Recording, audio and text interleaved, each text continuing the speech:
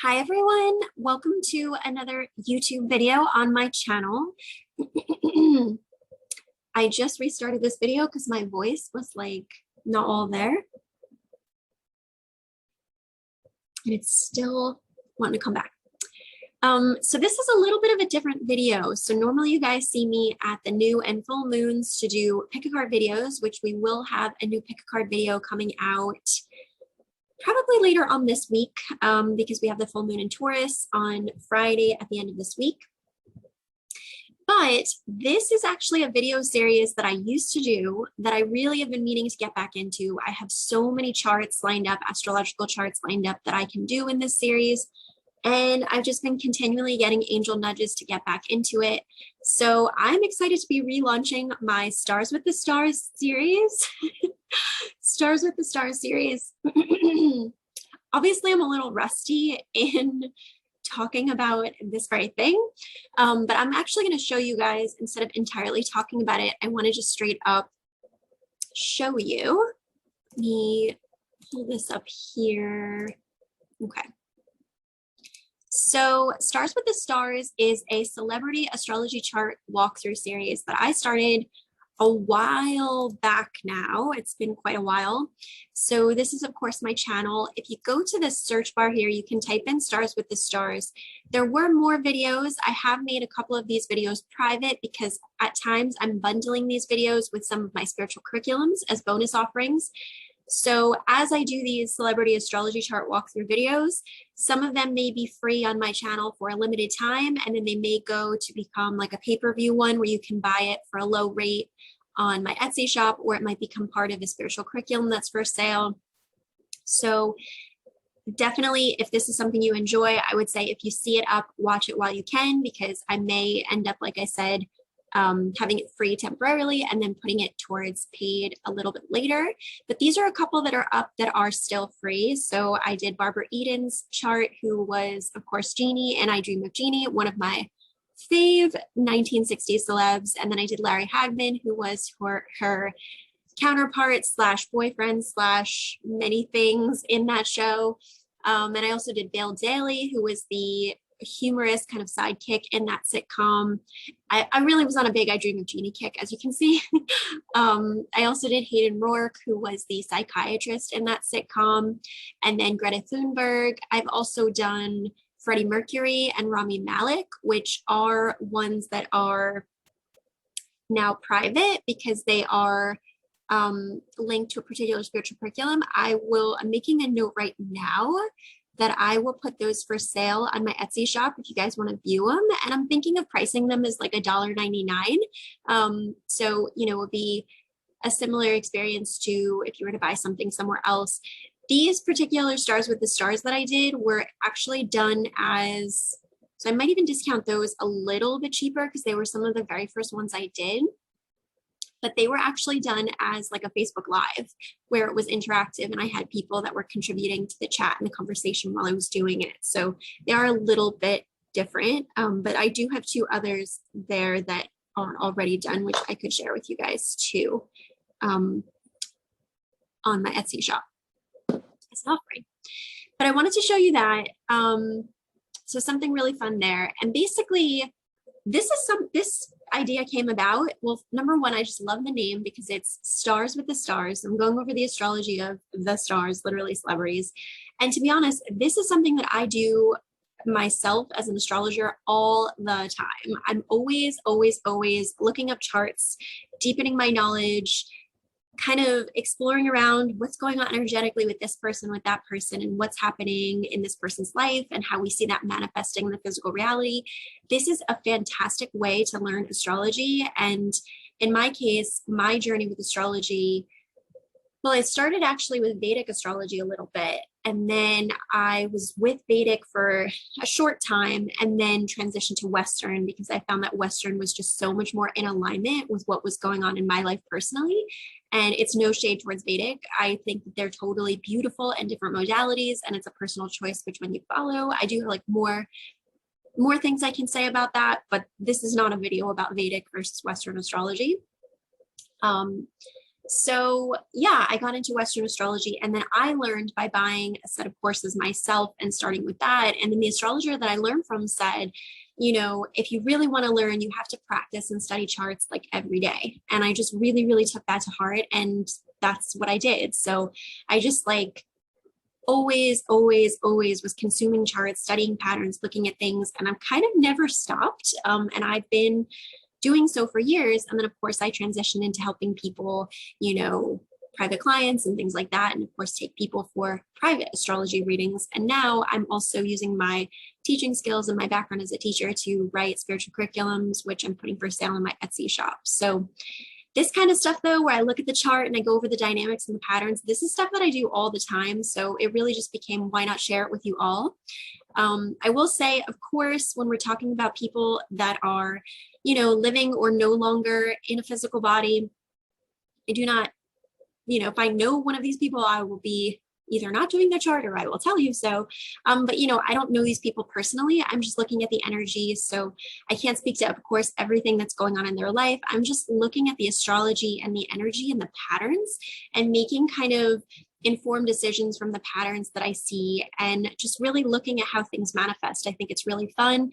And especially when someone is very public as a celebrity, we can see a lot more of this energy. We have like a lot more evidence, right, of like their behaviors and how things manifest. So it's such a great way for us to study patterns and how they're manifesting in astrology too. So with all that being said, I also want to do a quick shout out. I announced this in my last video and I'll continue to do a shout out about this. But I recently launched a Patreon and I'm so happy. I have my first Patreon member. Thank you, thank you, thank you. You know who you are. So grateful for you.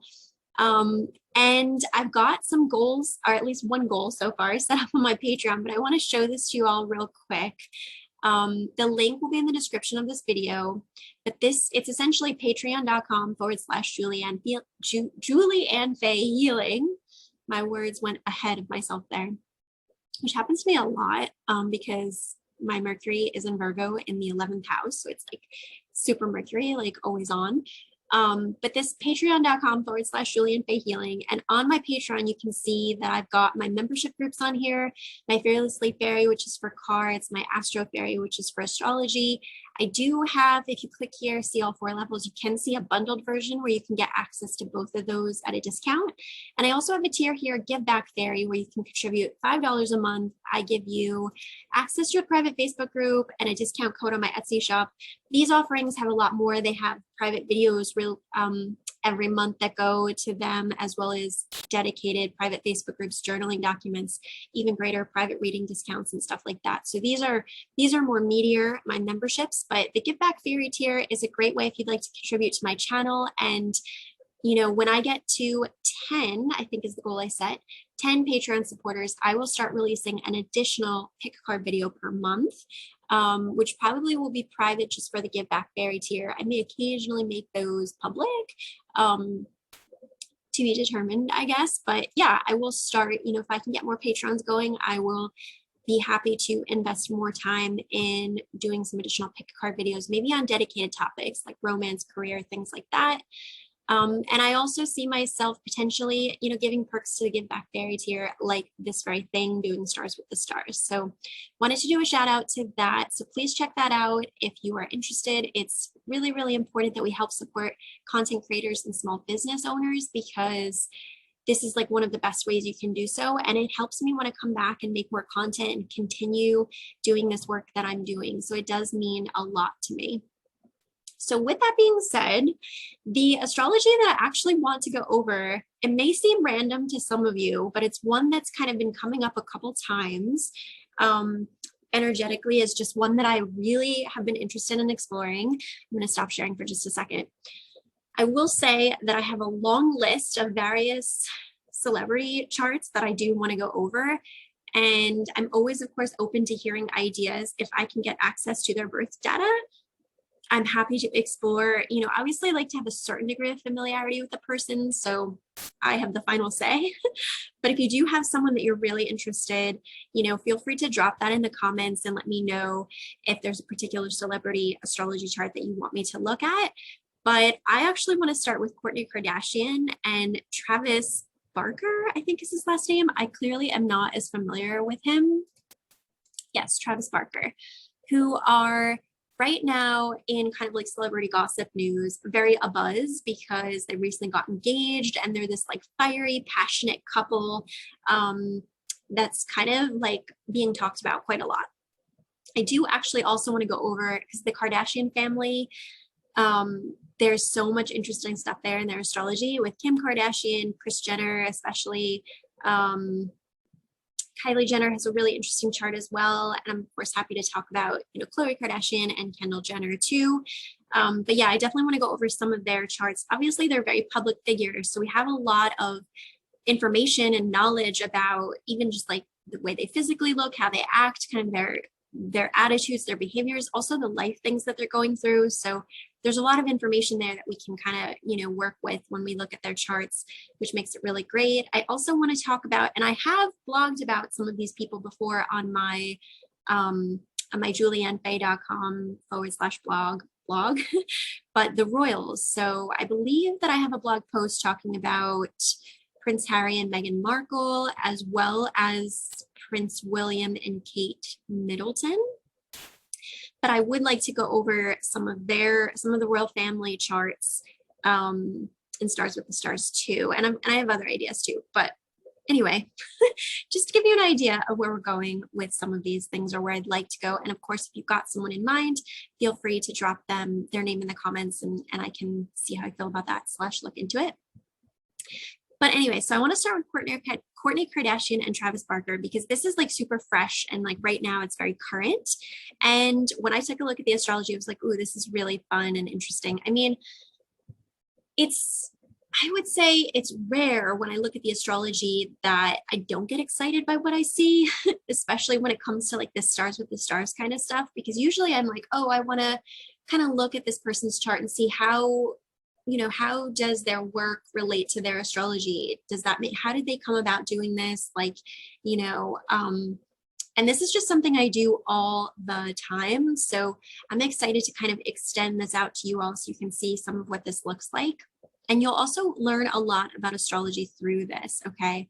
Some of this content is content that may end up getting bundled as well into my Astro School that I'm slowly developing and growing out. So this is just a great way to learn as well. So without further ado, let's get into a good old Google image share, okay, of who I am talking about, if you're not familiar. So Kourtney Kardashian is obviously one of the Kardashian siblings and a very, very famous family in the United States, and I would say all over the world, right? Was a part of the really, really long standing, I think it ran for 20 seasons, Keeping Up with the Kardashians show on E, I believe it was, which was produced by Ryan Seacrest. And now I think that the family, they ended it, but they're actually going to be transitioning to have a new show on Hulu, which may be like kind of just a reboot of the same thing, which is kind of interesting because they stopped, but now they're continuing. So Kourtney Kardashian, you may already know who she is, right? She is one of the older sisters. I believe she is the oldest sister in the family, if I'm not mistaken. And she had a very, very long running relationship with a guy called Scott Disick. This is totally celebrity talk now too, which I do have actually his chart pulled up that I will pull a little bit of information from that I want to show you guys as well. So she had a really long running relationship with him. They have several children together, and that was a huge part of the show, especially in the earliest seasons. So her kind of love life has been not as front and center as compared to the other sisters in recent years, but with this person coming along now it is. So that's why I thought it was really fun to kind of take a look at this, like what in her astrology is now bringing this into her life? Where is this chemistry with this guy coming from? Like, how does this come about, right? And I did do that's probably why. I did do a search for the two of them together, and that's probably why I didn't get that many hits now that I think of it. But essentially, this guy, Travis Barker, I believe was a musician, and I had to look it up on Wikipedia because I did not know who this was. But yeah, he was a musician in Blink 182, And from what I've seen of different interviews and stuff, it seems like they were neighbors for a long time. Okay, so they actually lived close to one another for a long time and they were always friendly, but then they kind of transitioned it to something romantic and love based, and obviously it's like super sparks flying. But this guy has totally different energy than Scott does. Okay, and we can even see, just like with the physical appearance, he's got a much more intense and much grittier energy, right? And together, I mean, I'm not going to click on like everything, but together publicly, there's a lot about them just like making out all the time and having this like great chemistry and just being like all over each other. And so I wanted to take a look at it. So this gives you some context about, you know, the two of them. And what I find interesting too is just the energy of the two of them, which in astrology, we call that a composite chart, right? So, and I haven't actually put these into, I'm using this with different astrological bank websites, the charts, but we can't even look at, we'll see kind of how we do with time, but you know, in astrology, we have what's called the natal chart, we have the synastry chart, and then the composite chart. So the natal chart is an individual person's birth chart. So Kourtney Kardashian's natal chart. The synastry chart would be the energy of the two of them together, which I'm going to be talking about both of these things, each of their natal charts a bit, as well as their synastry, just by looking back and forth. But there's a separate chart that can be run where you look at it all in one place, which is, I'm going to be kind of doing that for you guys because I'm just very practiced with it. So I can do that, but I may even run the synastry chart. Then there's also what's called the composite chart, which is the energy of the couple as a unit. It's the energy that gets expressed and formed once they come together. So I always find that really fascinating as well, because you can almost see this like more, you know, passionate kind of like lusty, like sexual side of her, right? That's like really, really coming out and being expressed a lot more by her union with him. So we can look at that in the astrology as well, which is pretty cool. So let's take a look first at Kourtney's chart, okay, which I have here. So Kourtney was born on April 18th, 1979 at 3:15 a.m. I did confirm her birthday on Wikipedia. And she's an Aries, a very late degree Aries, sun at 27 degrees Aries with a moon in Capricorn, okay?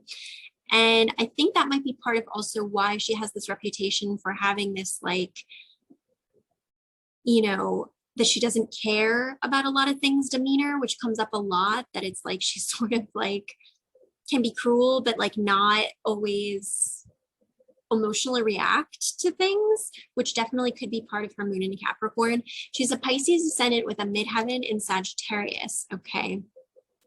So when we look at her chart, and let me see if I can zoom in a little bit for you guys here. So this chart also, I don't think that they plot the South Node. No, they do not. But time permitting, I may rerun this chart on the software that I use. But right away, you can see looking at her chart, okay, she's got Neptune on the midheaven. So right away, this is like really, really important energy to pay attention to here. And interestingly, Kim Kardashian has really, really potent aspects to her midheaven and down to her IC in her chart. We'll do her chart another time, but it's really, really prominent when something is on one of the angles exactly, and the angles would be the ascendant, descendant, midheaven, and IC. They actually have not labeled here, but this would be the descendant and this would be the IC here on this type of chart. But having Neptune on the midheaven, okay, so Neptune rules fantasy, dreams, illusion. It does rule movies, media, all of that stuff. So having Neptune on the midheaven definitely gives her this energy of being in the public eye in this kind of media fantasy way, which makes total sense because she's been in this long standing television show, right? So having Neptune on your midheaven really helps with that. It's about putting out an image, putting out an image of yourself, right? And having this be in Sagittarius is a lot about being kind of like the fiery one, the playful one, you know, Sagittarius definitely carries this like buoyant, positive energy. It can also be very opinionated, okay? So we can see that in the public eye, she's definitely being seen, she's being perceived through the media as being this kind of fiery one. which in her case, she has a lot of planets in fire. So that aspect of it is actually in harmony with, you know, a huge part of who she is, right? Now, there's other things definitely going on in the chart that are desiring a bit more structure and a bit more maybe protection and privacy, which I think could be relating to why towards the end of the show, towards the final season, she really was kind of pulling away from the show a bit and maybe not wanting to share as much or be as involved. And we can see that with some things. We'll take a look at that shortly. But we can see that she's got Sun at the end of Aries. Okay, so I just want to make sure I don't spend the entire time talking about just her chart alone, because there's so much I could talk about from just one chart.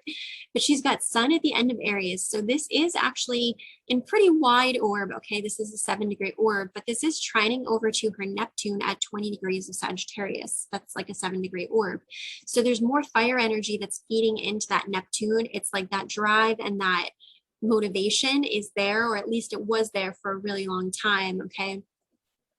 And then she does have Mars here at 8 degrees of Aries, along with Mercury at 0 degrees of Aries. Venus is in Pisces, which is a beautiful placement for Venus at 24. Her moon in Capricorn at 10, Pluto in mid-Libra, Saturn in, it's funny, her Saturn is like all up on my personal planets in Virgo. She also has Saturn conjunct Lilith, which is pretty cool. Saturn in early Virgo and North Node in Virgo, which would put her South Node in Pisces, which actually would be within her first house. So South Node represents our karmic past. It relates to our past lives, the energy that we bring in from past lives that are just like easier for us to tap into.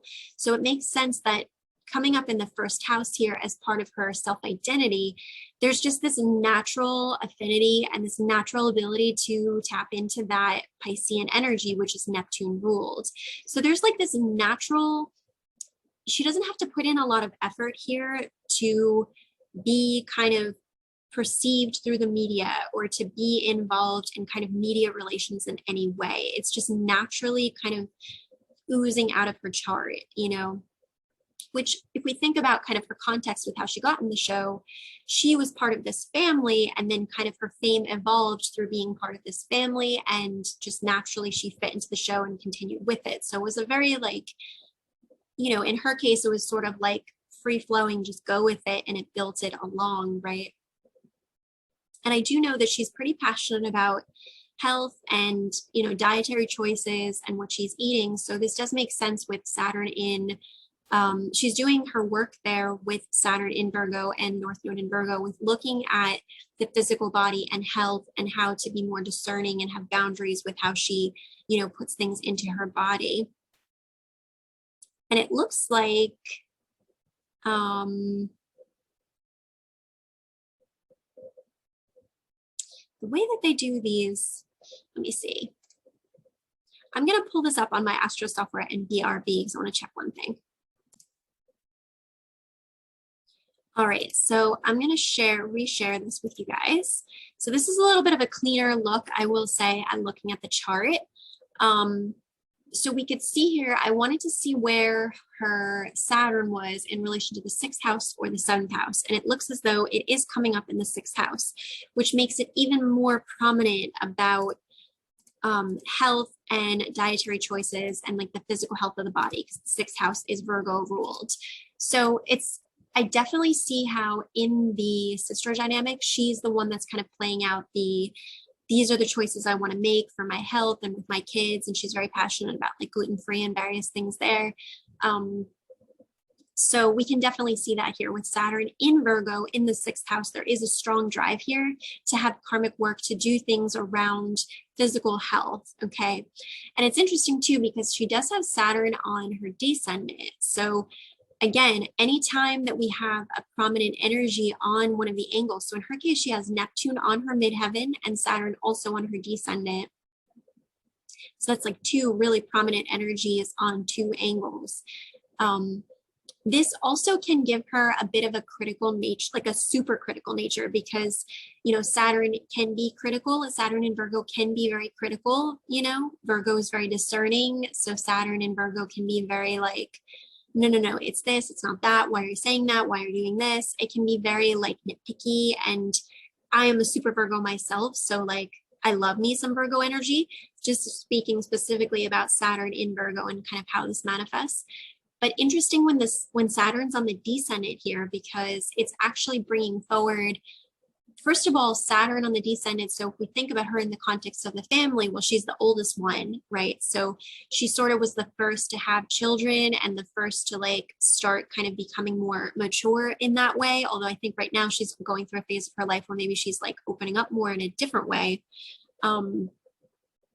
But you definitely can see this energy here of her being like the oldest sister, right? Because the descendant relates to our relationship with others. And it's how we are perceived when we're in union with another person as compared to the ascendant, which in her case, which is in Pisces. So there's Neptunian energy on her ascendant where she's got this really youthful quality. Even the way she looks, she really doesn't look her age. Now there's a million things you could say about that, but I think, you know, all of the family is beautiful in their own way. And they, you know, there's so much you could say about that, but she definitely does not look her age. And I do think some of that is just her, you know. There is this youthful quality to her and her appearance with having a Pisces ascendant and Neptune on the midheaven that would really help with that. Also, though, Saturn on the descendant, so when Saturn's also in aspect to something that, in this case with the descendant, it means that in those one-to-one connections, she's the one that's like the teacher, the authoritarian, you know, she's the one that's kind of being critical in that situation. She's the one that's like responsible, right? And if we think about just like even her relationship with Scott, it was always like, I have to teach you to do this or to act this way or to behave this way, or I'm trying to take care of the children and all of that. That's like very Saturnian, being the one that carries the burden of the responsibilities. And if you think of it too, as her being the oldest sister, it's like, you know, having that kind of responsibility to be the one to do all of the things first, right? And I think it also just weaves into this whole story about her, which is that, yes, she's super fire with this pile up of planets in Aries and that Neptune midheaven Sag, but she actually has a lot of really strong Capricorn and Cancer elements in her chart, which is about home and family. Okay, so this Saturn on the descendant, and actually you can see that it's in trine to her moon in Capricorn. So this is Earth and Earth. So there is this very Capricornian energy to her where even though she's very fiery, she can be very feisty and very playful and like, you know, sassy and funny and all of those things. She's also got this energy where it's like she can be more reserved with the emotions she'll express to others. She can be very critical and harsh with people at times, you know, and she can also just bear this really strong responsibility about her relationship with business and work and also family. And you'll see, and you know, in the show and just how she is, that she has, or how we perceive her to be, right, I should say, with Neptune on the midheaven. But I mean, it's also here in her astrology. She has Jupiter at 29 degrees of Cancer. Okay, so she gets a lot of joy, a lot of expansion through her family, which makes sense because obviously her family is part of what helps her to get famous. So having Jupiter, the benefic here in Cancer at the fullest extent of Cancer energy is giving her that like maximum expansion through family. This is coming up in the 5th house, you know, if that time is correct, which is a Leo ruled house. Okay, so this is again about being seen as a result of expansion through her family. It's just crazy how this stuff aligns. And if we think about too, Jupiter in Cancer, this is definitely like having joy through children. And she does have several children, right? And she was the first in the family to start really having children. And, you know, she does really taking care of her children and their happiness very seriously, which we can see with having a moon in Capricorn. She does bear that responsibility, right? And I do think that there is a huge part of her which is very work and business oriented. But I think that sometimes people don't always perceive that with the Pisces ascendant and the midheaven Neptune vibes in Sagittarius. And there's like a running conflict that I've witnessed, just like you can even see it just in clips I should preface, I was not a voracious consumer of the show. I've not watched every episode and every season. But sometimes when I'm like studying astro charts, I will kind of like watch a lot of interviews and like binge content of that particular celebrity. And I found myself watching a whole bunch of like short video clips on the Keeping Up with the Kardashians YouTube channel. And one of the themes that I really noticed, and I admit it's very entertaining and sucks you in. One of the things I really noticed is that Kim often reprimands her and guilts her and is harsh with her about the fact that she doesn't do enough and that she's not working hard enough. And then she gets really angry about that. Okay. So I think that's, you know, just from looking at her natal chart, not even getting into a synastry chart between her and Kim Kardashian, we could see that that could be because of her public image here, just her ascendant, this midheaven, this Neptune vibe, that she's got this like kind of playful and like just I do what I want kind of aloof energy. Certainly with all this Aries energy, there is a lot of independence here, right? But she does have that moon in Capricorn. Her moon does square Mars. So there is part of her that, first of all, having Mars in Aries is great. It's like a really, really strong drive, right? So there is part of her that's like very, very driven and very, very business oriented. I just don't think that we always see it, because we've got some other energies here that maybe show her as more playful, more aloof. We do also have like this really strong energy with Jupiter at the end of Cancer. So, you know, Cancer is about wanting to feel protected, wanting to feel safe. So I do think that there are times in which, and she's also got Venus trining over to her Jupiter. So, you know, Venus in Pisces is a beautiful placement for Venus. It does carry a sensitivity and a tenderness, which is good in love and romance. We want that. That's why Venus likes being there. So I think that there is this like hard, edgy energy to her, but there is also this energy that's very potentially at times sensitive and really just wants to spend time with her kids and, you know, wants to kind of feel more safe and protected in just kind of doing her own thing. So I don't really see that kind of dynamic that her sister's criticizing her for as necessarily being like the full story. I think that she does have a good work ethic and she is driven, because if she didn't, she wouldn't have stuck with the show and she wouldn't have developed her other businesses and stuff, right? I just think that we don't always perceive that. And I do think she has other motivations in her life besides work and business. I really do. So this is kind of like a super fast blast through Kourtney Kardashian's chart. Let's take a look. And I frankly, usually with Stars with the Stars, I do one celebrity's chart. But we'll see how we do. I do want to kind of incorporate some of his stuff as well, because it's really fun to look at. So we're not going to talk about Scott just yet. I want to look at Travis Barker's chart. So this guy is a Scorpio with North Node conjunct Scorpio. So his life purpose is around being edgy, you know, being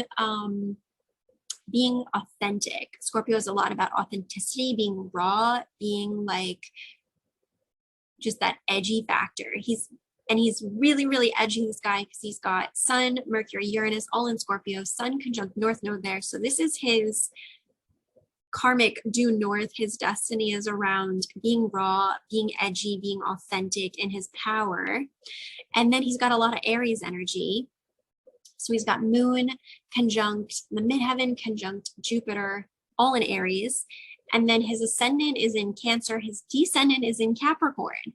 So he has probably three of the edgiest energies here you could have in astrology, which would be Scorpio, Capricorn, and Aries. He's got them all prominently expressed in his chart. And the reason why I'm drawn to that Capricorn is because Pluto right now is transiting at the end of Capricorn. In fact, it's probably right up on it. Let's get, so yeah, Pluto is transiting right now at 24 degrees and his descendant is at 24 degrees Capricorn. So he has Pluto on his descendant right now. So even more than usual, he's channeling this like intense Plutonic energy, particularly in one-to-one connections, which does come up in relationships. So super, super edgy energy here. And that's like the impression I got when I first looked at him. Was just like, whoa, this guy is like really like intense and like edgy and like, you know, just his physical look. I mean, he's got like a lot of tattoos. He's got this like tough guy attitude, very like definitely not my preference, I will say. I have a lot of Libra energy, so this is like not my cup of tea at all. Not attracted to this at all. But if this is the vibe that you like, this is the vibe that she's manifested and that she's rolling with. So it's interesting to see how this is manifesting in his chart. I mean, we literally have just like all of this like tough, edgy energy, and we've got it there in the astrology with the Scorpio, with the Aries energy. So that's Scorpio would be Mars, Pluto, Aries would be Mars. So that's like Mars, Mars, Pluto. Then he's got the Capricorn descendant, which is Saturn. And then he's got Pluto transiting on it. So that's like Saturn, Pluto. And yeah, it's a lot of intense, edgy energy. Okay. So this looks like it's another analysis of what I'm doing right now. But anyway, so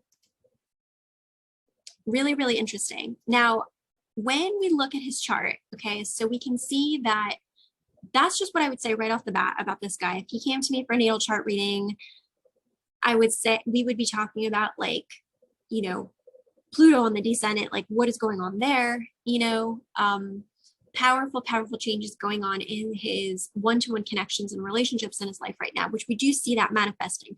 I will say it will be very, very interesting though to see when Pluto moves off his descendant and it goes more into Aquarius, which is several years away, I will admit. It would be very interesting to see how the dynamic between them has changed, if they're still together or what's happening there. Because when a planet is transiting over our chart, it becomes like this outfit that we're kind of wearing for a certain amount of time. And depending how long that planet transits there, you know, determines like how long you're going to wear that outfit for. So right now he's got this like super intense, edgy, powerful planet on his descendant, which is giving him this aspect of his personality that may subside a bit when Pluto moves off that, you know. I still think he's going to be really edgy and intense with all that Scorpio and all that Aries. But definitely having Pluto right on his descendant as we speak is pretty worthy of note. Okay. So yeah, changes going on to his relationship, one-to-one romantic connections, which is also impacting his ascendant, right? Because it's opposing it. So as a result of these dramatic changes going on with the one-to-one connections in his life, like his involvement with Kourtney, this is going to now affect his ascendant in Cancer, which is used to being more private, more protected, more secure in a certain type of way. So he is also going through an adjustment with that. Okay. We do see that he has Saturn in Leo. So his karmic work is around, and we see this, he was a musician. So his work is around artistry, being creative, being seen. Okay. Which he definitely was doing at being a musician. Certainly this experience with Kourtney is, I feel though, throwing him into the spotlight in like a much bigger way than, you know, either for a long time or even, you know, just a relapse of maybe being a celebrity or something like that. So he does have some, and okay, there's just so much in this chart. So let's look over here. So with Moon, Midheaven, Jupiter. Okay, so Moon, Midheaven, Jupiter, so all in Aries. Okay, so this is very, very edgy energy. I don't know anything about his, like, I didn't listen to Blink 182. I think that was definitely like a music kind of before I was like, that's why I didn't really know who he was. But, you know, it would be really interesting. I'm sure in his song lyrics, there might be things here about like edginess and aggression coming through, because we do see this with the midheaven, the moon, okay, which does relate to our subconscious and our emotions, our feelings. He does have his moon sign in wide orb trining over to Saturn. So this is like fire, okay, there's a lot of passion here. And with Jupiter on his midheaven, so, you know, in Aries, with the moon there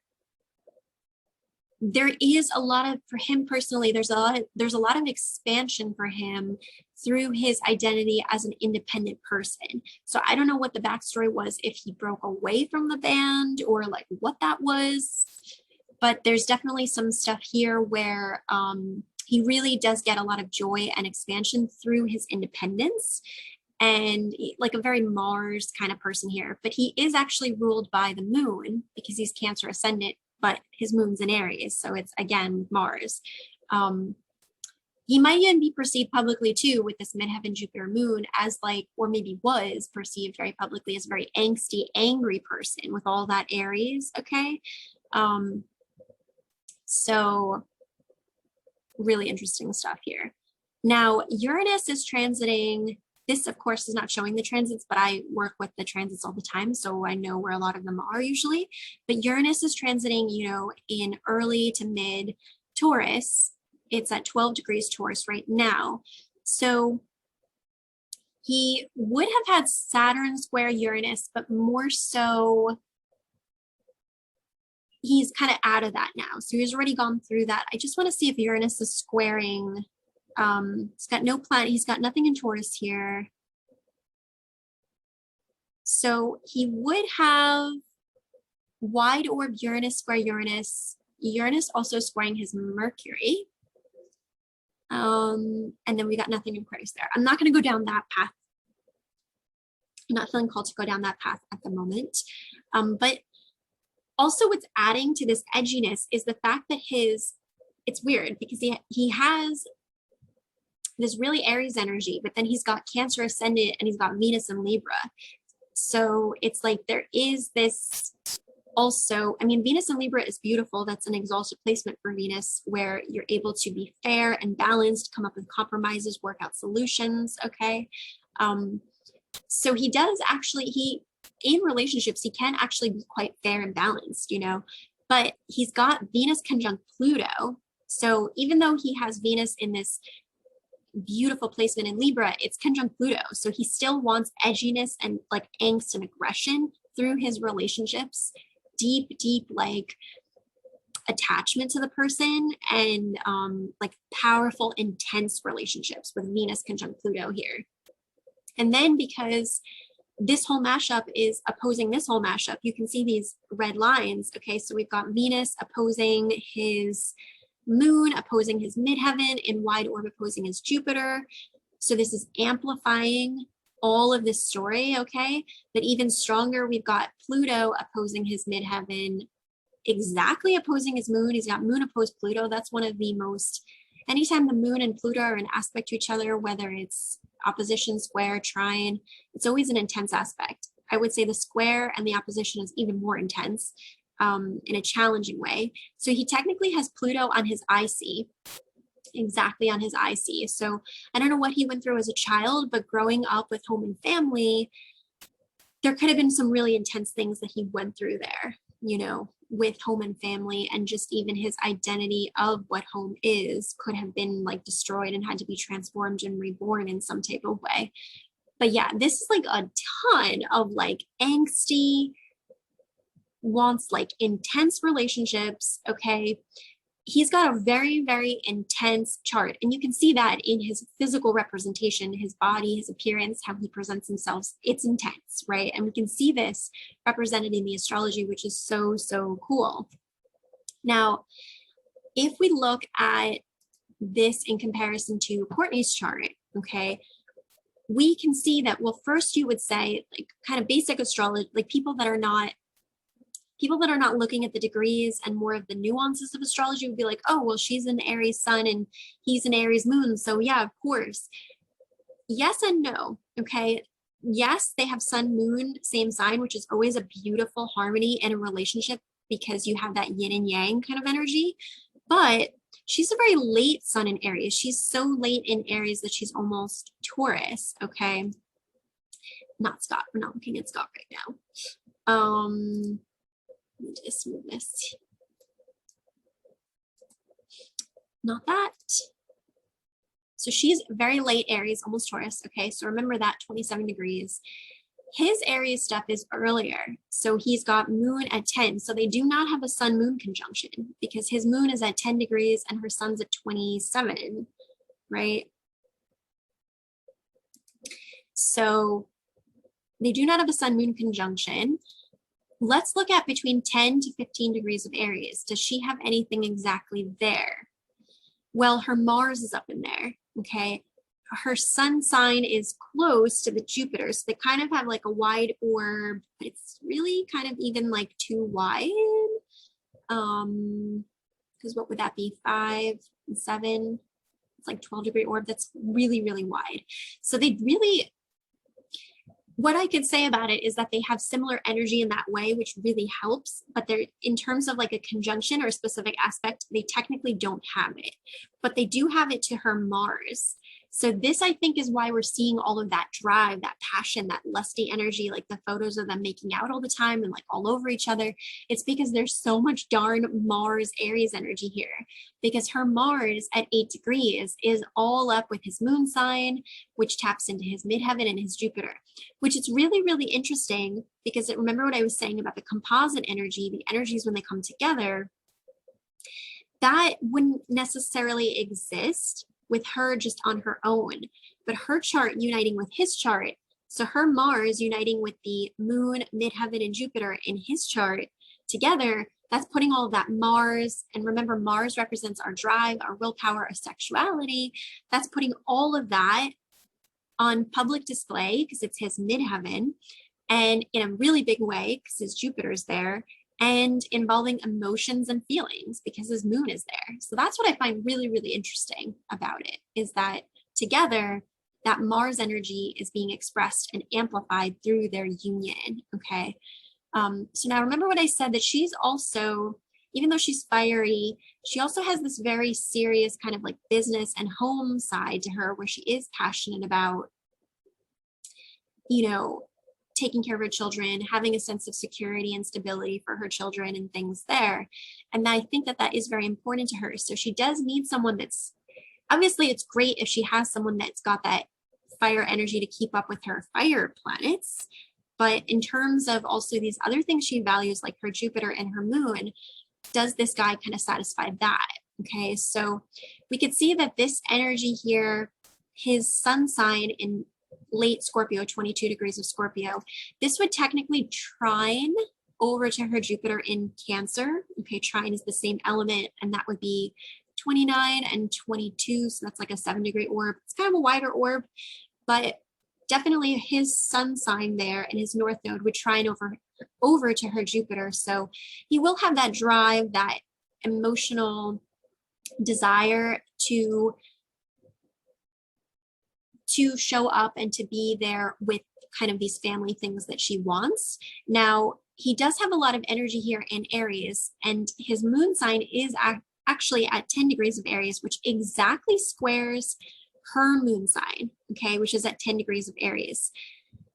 Now, this definitely could be that there is some tension there, but I think that that tension is being expressed through the physical energy because of all that Aries Mars. But if we look at this kind of long term, okay, what does that mean? So the moon sign relates to our subconscious, our emotions, and our feelings and what we need there. So deep down, Kourtney does need a sense of security, stability, and commitment, okay? Which is really funny because through Scott, which a lot of people want them to get back together, it's like a whole thing. Through Scott, he could not provide that for her in the beginning, and now he does want that to provide that for her, but she doesn't want it anymore. It's kind of funny. So emotionally, she needs someone that can show up with some of this Saturnian energy because she also has Saturn on her descendant. So in one-on-one connections and relationships, she's looking for that Saturnian vibe, that like long-term commitment kind of vibe. Okay, so he, you know, he has a lot here in Aries. So he really, really values his independence, okay? And especially having moon in Aries, it's all about, I want to do this now. Aries is looking at like the immediate gratification, whereas Capricorn, which is what her moon sign is in, is looking at the long-term haul. So there is some conflict there, okay, which we may not be seeing because this is the moon sign, so this is subconscious, it's very behind the scenes. So I think that I do need to wrap up in like another 5 minutes or so here. But there's so much more to this, okay? But I don't want to say anything just yet. Let's look at a couple more things, okay? So he does also have Mars here in early Cancer. So he is bringing in some of that Cancerian vibe, which he does get expansion through. Did I mix them up? I just mixed them up. That will happen when you click back and forth. This is her Mars. Wait, who am I looking at? Okay, I'm looking at his, sorry. I took my focus off it for like 2 seconds and I'm already lost. So this is his, okay? So yes, he has Mars in early Cancer. Now, is that enough here? So when it comes to his drive and the way he's expressing himself through his Mars as it's in his chart, it is actually in Cancer, which is about home and family. But here's the thing, her Jupiter is way, way, way at the end of Cancer. So technically they don't have a Mars-Jupiter conjunction, okay? So it's a little bit of like a same energy, but also kind of hit and miss because they're not in the same place, okay? If anything, her Jupiter is actually much, much closer to Leo. So they actually would have more of a Jupiter-Saturn conjunction, okay? Because her Jupiter is, and I might be losing a couple of you because I'm pinging back and forth. But okay, so his Saturn is at 2 degrees of Leo and her Jupiter is here at the very end of Cancer, almost early Leo. So they do have a Saturn-Jupiter conjunction, which is contraction, expansion.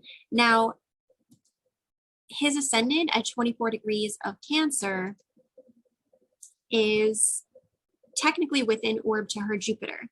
So through connecting with Kourtney, his ascendant, his identity being seen in the world, which is the ascendant, is blown up, which we see that happening because she's very, very prominent and famous and has been consistently for years and years and years, right?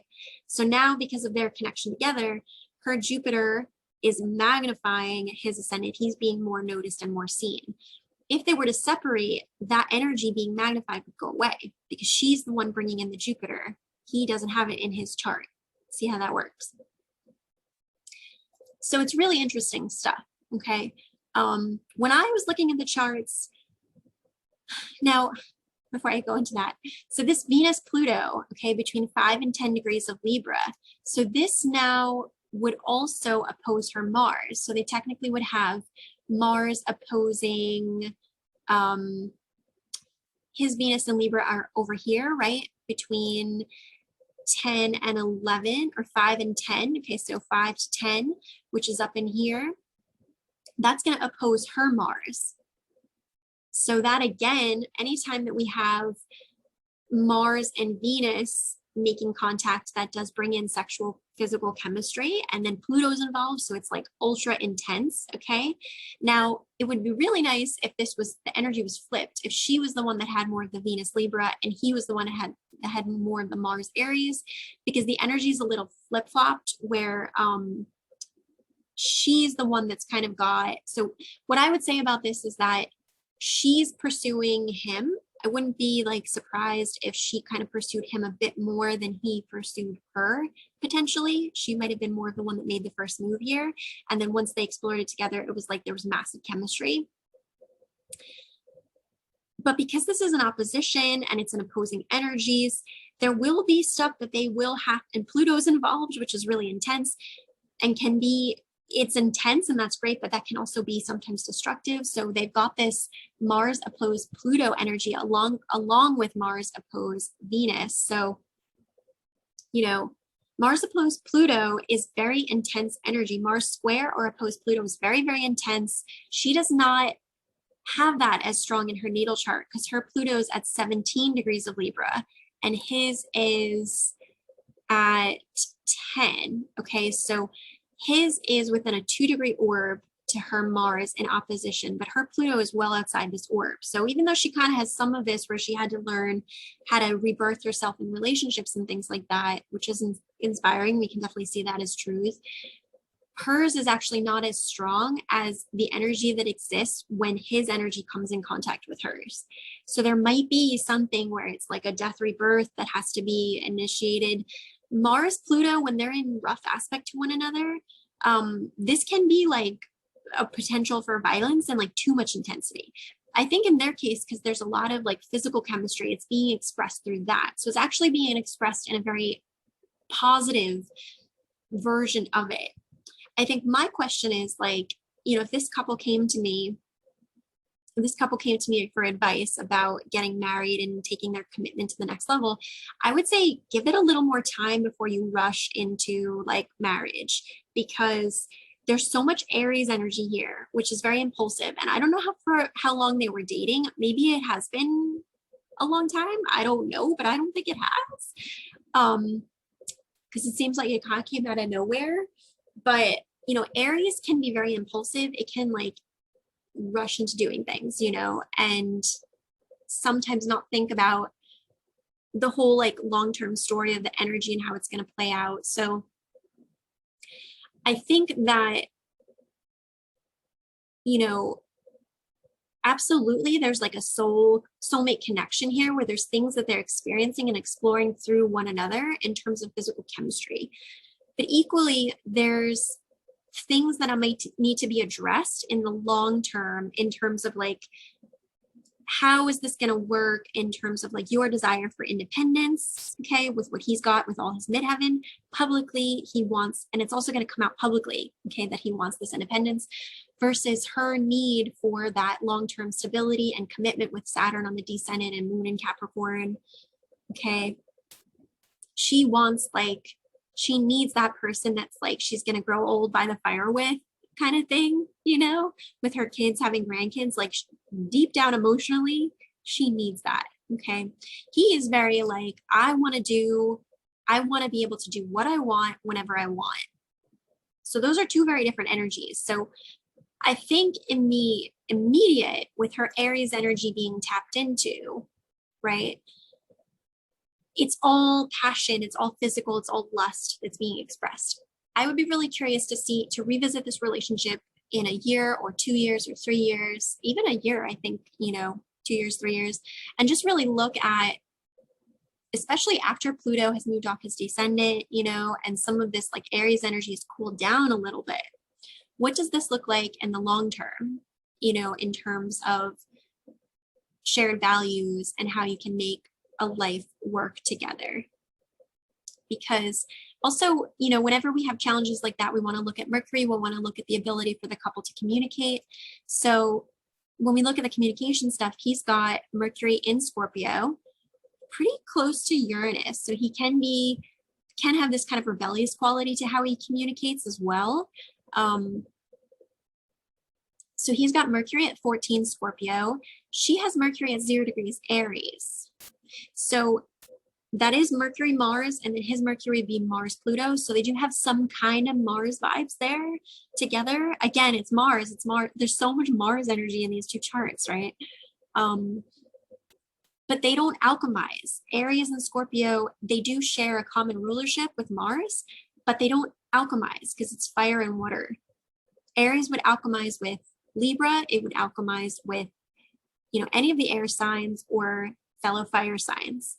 It's going to have like kind of not as much alchemy with the earth signs and the water signs. That's what they've got, right? So that could be a little bit tricky as well. Okay. Also, if we look at Venus, okay, so his Venus is in Libra conjunct Pluto. So he wants fairness, he wants balance, but he also wants it to be intense, potentially destructive and reborn. Very complicated mashup, Venus, Pluto in Libra right there. Her Venus is in Pisces. So again, we don't have alchemy because this is air and this is water. And when we look at relationship astrology, we need to see that there's alchemy at least one of them has got to be alchemized, the Venus or the Mars. Even if it's a square, even if it's an opposition, at least they're looking at each other, or they have tension with each other that can be worked out through one another. But if they're not alchemizing, that's challenging, you know? Because her Venus here is at the end of Pisces and his is in mid Libra. So in terms of the relationship, she wants forgiveness, healing, sensitivity. She wants that flow, that ease, that grace. His Venus wants fairness and balance. I think that there are common values between those two things, but I don't know. My 2 cents with this is that I see a lot of passion with this relationship. I see a lot of fire, and I see a lot of fire being put on public display because of his Jupiter midheaven moon, and her Mars on there is pushing that energy out to be seen in the world. So that's what we're seeing so much of, is the passion. But I think underneath this, there is also a little bit of a caution about impulsivity and looking at this for the long term, looking at how do they communicate, okay, with one another about these issues that could come up. I'm trying to see though, because I feel like I saw this before. We do have the Sun trine Jupiter, which is really good. The Jupiter on his ascendant, which is also really good. So there's a lot of expansion, a lot of happiness through that. Also, technically, her moon sign, because it's at 10 degrees of Capricorn, would square his Pluto in Libra exact. So this is, together they have the energy of moon square Pluto and Mars oppose Pluto, which are two of the most intense aspects you can have. So again, if those emotions are being expressed through the physical chemistry and that's making it work, that can be a healthy expression of these energies, but you're not always going to be able to do that kind of stuff, right? Being in a relationship involves other things too. So that's where I'm like, okay, where do you have other stuff in your synastry, in your chart, that's going to be able to make that work for you? Are you going to be able to communicate well with one another to overcome challenges that could come up when you can't have sex and have that passion, right? Are you going to be able to have shared values that if you spend time with each other for, longer into your life, that you're going to feel like you're on the same page, that you want to make the same decisions, that you agree on the same types of things, right? There's a lot here that's very tricky for some of that, okay? And I don't think that as the public, we're seeing that. But the astrology is showing us that there is a lot more here, okay, than what we see in terms of just like, oh, they've got great chemistry. They found each other having such great physical passion. They're made for each other. It's not that simple. Okay, it's not that simple. So I'm going to leave it here. Okay, this is just my perspective on it. Of course, there's so much more you can look at with synastry. You can look at people's progressed charts. I didn't look at the composite chart. I didn't even look at Scott's chart. Maybe I'll do that one another time. But he's got, Sun in Gemini, Moon in Sag. So he's like all fire and air. Okay, he's got Moon, Jupiter, Uranus, Sag, Sun, Mars, Gemini. Super fire and air. And with her, she has a lot of fire. She doesn't have that much air. She has more earth really than air, with Saturn in Virgo, Moon in Capricorn. Poor Kourtney, it's kind of like she has this very dualistic energy of being so much fire with all that Aries. But then with that Moon in Capricorn, it kind of like drags her down a bit, and the Saturn on her descendant as well, it kind of drags her down, where it's like she does want to be fiery and impulsive and passionate, but there's like this sense of responsibility and obligation that she just can't get out of, because she's got that Moon in Capricorn, which is like this oppressive need to like work and perform and be responsible and do. I think this is manifesting especially with her children for her. And maybe the commitments she has, like she was committed to be contracted on the show and all of that. So she's very like fire earth, and he's very fire air. The biggest thing with their synastry, I will say, is that he's got Saturn conjunct Pluto at the, first of all, I should just rewind it back, that Scott was born on a full moon, okay, because he's got Sun opposed Moon within 1 degree. So this is full moon vibes here,